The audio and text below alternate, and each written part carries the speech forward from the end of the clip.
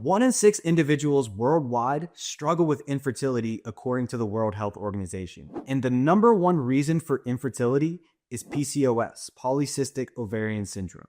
And mainstream recommendations to manage the symptoms of infertility like PCOS is to take birth control or other forms of prescription drugs. But this never gets to the root cause of what is actually causing infertility in women and even men in today's culture. But you're going to hear from 3 individuals today that how you live your life matters in the context of becoming fertile or not. One of those individuals is Dr. Ken Berry, who is a top carnivore doctor in this space, and he has worked with patients for the past 20 years, helping them to not only treat but reverse a lot of their chronic conditions, including PCOS, just by making subtle shifts in their lifestyle and dietary changes. One of our other guests in this interview is his wife, Neisha Salisbury, who struggled with infertility for years, and she shares a very personal and powerful story about how when she included more nutrient-dense foods into her diet and avoiding ultra-processed foods and living a more ancestral way of life, she immediately had 2 kids with Dr. Ken Berry. And the last interview that you're going to hear is with Meg Connolly, and this was a very, very powerful interview. She shared with me how she was vegan for nearly 17 years and how including just a little bit more animal foods into her diet and making subtle lifestyle shifts in her environment, she achieved some serious results. You're not going to want to miss out on what I have to say after her interview ends. So when you're ready, let's jump into this first interview with Dr. Ken Berry and Neisha Salisbury. The most common cause of infertility is polycystic ovarian syndrome, which has nothing to do with the cysts. It has to do with hyperinsulinemia and chronic inappropriate inflammation. That's the most common cause of infertility, 80% cause. And no woman ever developed PCOS because she was eating too much meat and too much organ meat. Literally no. If you did a survey, which they the gynecologists and obstetricians have done this, when you poll women with PCOS, what's your average diet? It's 70% commodity plants. Like they're literally living on the standard American diet. Wow. So you would say, okay, well maybe if you did the opposite of that, that might help heal your body, lower your insulin, lower the inflammation, and increase your fertility if you ate lots of meat, eggs, and seafood. And indeed, specialists like Dr. Robert Kiltz, who's board-certified fertility specialist, he puts every mom who comes into his clinic trying to conceive on high-fat carnivore. Wow. And liver. And the dads. That's another thing that doesn't get crucial. Talked about a lot is sperm count, sperm quality, sperm motility. All of that increases as well on a proper human diet consisting mainly of fatty cuts of meat. And so fertility is an excellent signal that you're doing enough things right that your ancient DNA trusts that now's a good time for you to reproduce. Now there seems to be enough nutrition that you could not only not starve to death, but you could keep another human alive as well. So let's go ahead and pull the levers and let you get pregnant. But if you're living on a nutrient void, plant-based diet, full of calories but empty of nutrition, what signal are you sending your body? You're literally telling your body this is not a good time to get pregnant. Wow. Whether you're the dad or the mom, it matters. Neisha, you were telling me earlier that living a more ancestral lifestyle, putting these practices that we just talked about actually helped fertility and postpartum with you during that time of your life. Can you tell me a little bit about that? Yeah, so right when we figured out I had autoimmune Hashimoto's was when we were going through IVF. And we gave it another year of eating. We were doing keto at the time. Maybe you were already doing carnivore, but I was like, no, we're not doing that. Then we followed Dr. Kiltz, and he was promoting carnivore. He's a fertility specialist. And so right before we did our IVF, I went carnivore just to see. Maybe we get lucky. We didn't, but it did prime my body, I think, to be very healthy. We only had 1 egg, just the one. And we were successful and had a successful pregnancy, and Beckett was healthy.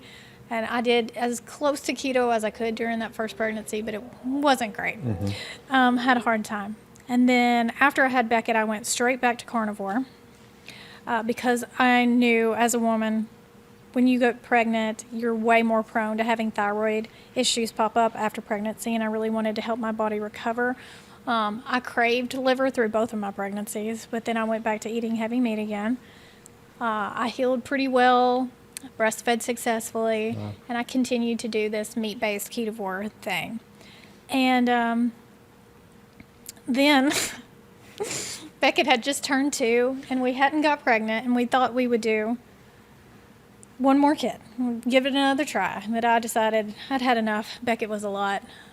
No more kids. You need to go get. Had the conversation. You need to go see the plumber. You need to go to the I'm like, urologist. okay, fine. If you're done, we'll be done. And 6 weeks later, I was pregnant Wow. naturally. And I had been Wow. eating very, very meat heavy, Oh, yeah. probably more meat heavy than I currently am. And I was working out, eating very high fat, and I was skinny. I mean, everybody was giving me a lot of crap, like, you're too thin, you're too thin. I think I was 100 pounds. Clearly, my body thought I was fine because I got pregnant, and we had Bonnie Blue 9 months later, and exclusively breastfed with her too. And I just had, it had to be that I was eating meat heavy because I'd been on and off carnivore and keto, but that year I was really meat heavy. Yep. You were sending your body signs of abundance, is what I like to call it. You know, you're Exactly putting right. your body, your biology in a safe place to let you know that this is okay to bring a child into this world. That's how I like to think of it. Yeah. My wife and I told you guys we were recently pregnant, and that's something that we focused on, was eating a very animal-based style diet and living, you know, ancestral principles, and it's been amazing for us thus far. Just a little background. About 10 years ago, 8 years ago now, I got diagnosed with endometriosis. So for those who don't know what endometriosis is, it's a disease where tissue similar to the inside of the uterus grows on the outside of the uterus. 1 in 10 women have it. It causes very significant painful periods, infertility. So when I got diagnosed with endo, I actually was previously a vegan because I didn't know what I didn't know at the time. Right. And with the condition that I had, my body was rejecting all sorts of foods. Now, fast forward about 6-7 years, married to my husband, I noticed that I was in a cycle of infertility, not just with having some painful periods, but I also noticed that I was, my fertile window was getting really short, which was a red flag to me. And because of what I had been through with endometriosis, I actually am very in tune with my body and hypercritical of what my cycles look like, even when I was at my healthiest post-surgery when I got diagnosed with endo. And so I went back to have some tests done, and on an ultrasound, they actually noticed that I had an endometrioma cyst. So it's a type of cyst the size of a lime on my left ovary, one the size of a grape. I had a polycystic ovarian syndrome in both of my ovaries, which I had never had before, and I had a fibroid protruding into the uterine cavity. So this now explained the season of infertility that I was in. And at that time, I had just gone from going 17 years without dairy, 13 years without red meat. Wow. When I got all of this news about, you know, multiple cysts, you know, infertility and so forth, I started really reflecting about what I was putting in my body and on my body. And I actually, you know, I'm a spiritual person. So in prayer, I thought about my grandmother, and my grandmother had 8 healthy children. And I realized the way that she ate and the way that she lived was the exact opposite of what I was doing. When I got the PCOS diagnosis, along with, you know, the endo possibly coming back, but they actually gave me, in the description of what to do, just did not resonate at all. They told me to cook with soybean oil, avoid butter, and then I thought about my grandmother, and I was like, my grandmother did the polar opposite of all of these things. I don't even know if these foods existed back then. And so I decided, you know what, I am going to do some research. So that's actually how I found ancestral supplements, was when I was going down the rabbit hole of PCOS, female health, holistic health, you know, the natural way of doing things. And then I realized it also coincided with, you know, the content that you guys put out on your social platforms and, you know, people in this realm of ancestral living put out. live very similarly to the way that my grandmother had lived. So I decided that I was going to just be very disciplined and very dedicated to eliminating all industrial seed oils from my diet, really start going, eating red meat again. And that's when I started raw dairy, honey, fruit, and going fully organic and starting to take ancestral supplements. In the beginning, I just bought everything. I was like, let me just try all of this and see what works. So I was on the FEM formula, which I actually have. I'm still taking it right here. And then beef organs, fish eggs. I actually have all of them right here right now too. In 4 months, PCOS was reversed entirely. So I even have the blood work to prove it. So when I had the blood work with the diagnosis, I was actually on borderline insulin resistant. And then 4 months after, when I had my CBC and full blood panel, I was insulin sensitive.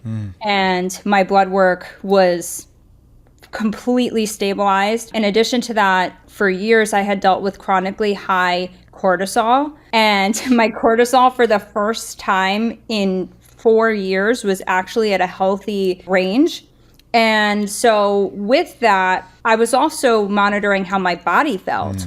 And while I was going through this, obviously I had the data to work with because I'm very big on data in addition to how I feel. I realized that I wasn't having the significant pain that I was having anymore. And I was having a normal fertile window again, which was something that was concerning me, prior to the diagnosis. When I went for the ultrasound, the string of pearl appearance was gone. Like there was no PCOS anymore. The follicular cysts that I had were gone. The hormonal acne that I experienced was gone.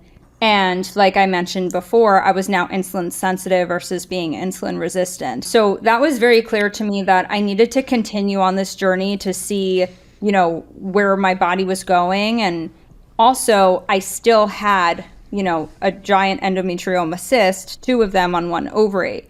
And so at that point, I had reconnected with my surgeon because I thought maybe I'll re-explore surgery. Now it's been 2 years after, the cyst the size of a lime. It's now about 1/3 of the size, just shrinking it naturally. These types of cysts, and I'm just saying this very clearly, endometrioma cysts don't really typically shrink on their own. It just doesn't happen. And so when I went back to my surgeon with this data and told him what I had been doing, he's like, whatever you're doing, just keep doing it because it's clearly working. I feel amazing now. And honestly, it's a lifestyle to me. And this is why I've started sharing so much about it because it's really changed my life.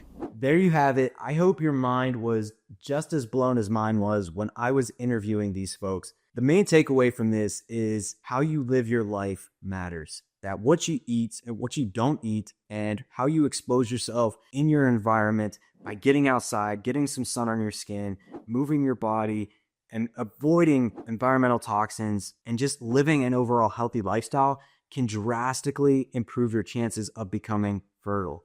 Because as I said in that video, you want to put your body in a state of abundance. This goes for men and women. When you are sending signs of abundance to your body from eating nourishing foods, all the vitamins, all the minerals, and exposing yourselves to a stress-free or a low-stress environment, a low-toxic, a non-toxic environment by avoiding all the environmental pollutants that we have in this world. When you are telling your body that this is a safe place to become fertile, this is a safe place to bring a baby into this world, your body is more likely is going to want to bring a baby into this world. But if you are primarily eating nutrient-poor foods like ultra-processed foods, eating a ton of sugar and seed oils and refined grains and all these random chemicals up and down the supermarket aisles, not getting sun, getting a ton of artificial light inside your home, and working a very high stress job and not getting the proper amount of sleep, your body is constantly going to be in a state of fight or flight, and you never really get into that rest and digest state. Your body is not going to want to bring a child into this quote unquote unsafe world. So the main takeaway is to really just send signs of abundance to your body. And with that last interview where I interviewed Meg Connolly, she was telling me how her cysts had shrunk. You could see there on the scans that they had shrunk down to minimal levels. Well, just a month after I released that interview, she texted me with a follow-up text, and I want to read you what she said. She said, "Craig, I just had an ultrasound and literally have no cysts at all. This is wild. She said, remember from the YouTube video how big it was and I shrunk one entirely and the other one down a lot? The other one is gone entirely. She did that just by changing her lifestyle. She did that with no medications, by the food that she ate and the food that she avoided, how she lived her life. That is what it's all about. But as humans, our bodies expect certain things from our environment to just be healthy. Every living thing in this universe, in this world, expects certain things from nature to be healthy. And incredible things happen when you give your body the nutrients it needs to thrive and function. Incredible things happen when you place yourself outside, away from artificial lighting, underneath sunlight, avoiding all the environmental pollutants, and getting natural movement and good quality sleep. When you can do that, you are more likely to send signs of abundance to your body that this is a safe place to bring a baby into this world. So that is the major takeaway for today. I hope you enjoyed this episode with Dr. Ken Berry, Neisha Salisbury, and Meg Connolly. These were some of my favorite interviews that I've done. If you feel compelled, leave your own fertility story in the comment section below. I'm sure there's so many other people that can resonate with you and share their tips about what they did to help or that hurt them or that helped them.